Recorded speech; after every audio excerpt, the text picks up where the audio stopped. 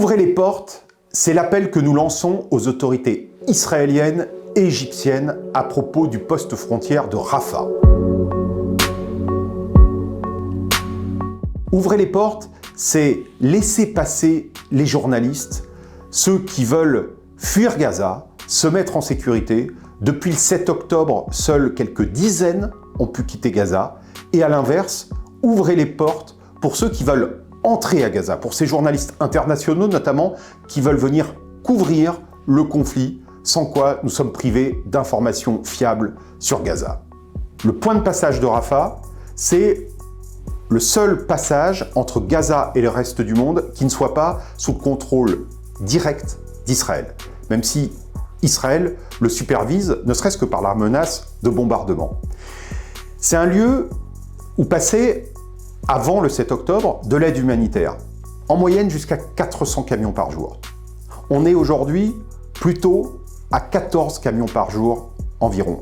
C'est-à-dire que c'est devenu, Rafah, une forme de goulet d'étranglement où ont afflué les populations civiles, au milieu des populations civiles les journalistes, mais qui est aujourd'hui largement fermé et qui empêche de passer ceux qui veulent aller ou venir entre Gaza et le reste du monde. Les entrées, elles sont impossibles, sauf à des conditions absolument drastiques. Mais en tout cas, aucun journaliste n'a pu entrer à Gaza via Rafah depuis le 7 octobre.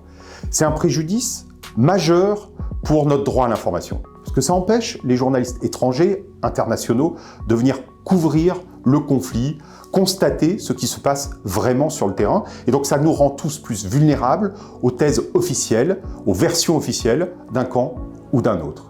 Les seuls journalistes étrangers qui ont pu rentrer à Gaza l'ont fait en étant embarqués, embedded, avec les autorités, avec l'armée israélienne.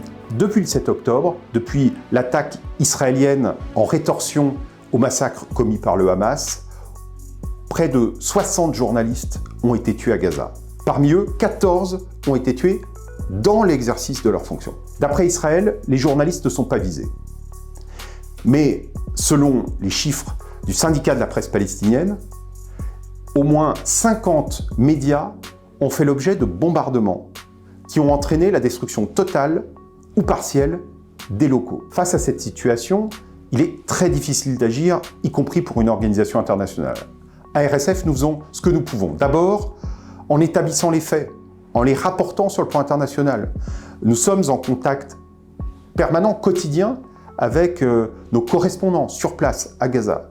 Nous avons déposé plainte devant la Cour pénale internationale pour ce que nous estimons être des crimes de guerre, à savoir les homicides de journalistes. Enfin, nous faisons en sorte que des gilets pare-balles soient livrés aux journalistes palestiniens en Cisjordanie, mais autant que possible aussi à Gaza. Et aujourd'hui, nous demandons l'ouverture de cette poste frontière, nous le demandons publiquement aujourd'hui, mais en fait, c'est un travail de longue haleine que nous avons fait depuis longtemps, en discutant pied à pied avec des autorités de plusieurs pays. Pour récapituler, les journalistes palestiniens, des centaines qui se trouvaient à Gaza, ont d'abord dû évacuer le nord, où se trouve la ville de Gaza notamment. Aller notamment vers Khan Younes, une ville plus au sud. Et maintenant, ils sont obligés d'évacuer Khan Younes pour aller vers Rafah. Et Rafah, au-delà d'y être bloqué, c'est un endroit où on ne peut pas travailler. C'est un endroit où ils sont privés d'Internet, privés de services d'aide aux médias.